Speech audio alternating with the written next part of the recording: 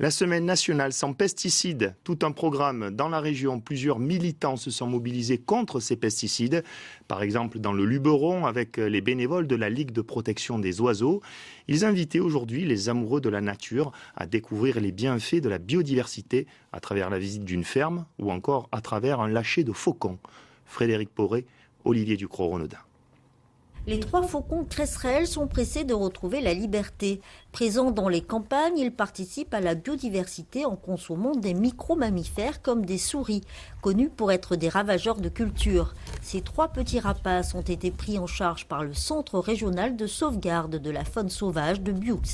Les 3 avaient la même fracture, c'est une fracture au niveau de l'aile en fait, du radius cubitus, pour 3 raisons différentes qui sont pour 2 d'entre eux d'une collision indéterminée, voilà, ça peut être véhicule, fenêtre, enfin plein de choses, et un autre c'est un tir illégal sur espèce protégée.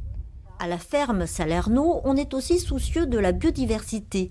Aucun produit n'est utilisé pour traiter la vigne ou le raisin.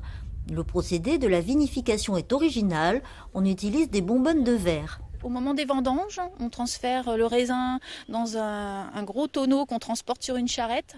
Le raisin passe directement par les grappoirs dans ce tonneau et ensuite va rester de quelques heures ou une journée à quelques jours, suivant un vin blanc ou un vin rouge, pour être transféré ensuite dans ces bonbonnes en verre qui vont rester à l'air libre des vendanges, pratiquement, jusqu'au printemps, aux premières chaleurs. Là, on va les enterrer, comme on a juste derrière, là-bas, c'est butte de terre. Et là, donc, c'est la terre qui fait office de cave naturelle. Un comportement qui va dans le sens de la loi, puisque d'ici 2022, tous les pesticides seront interdits.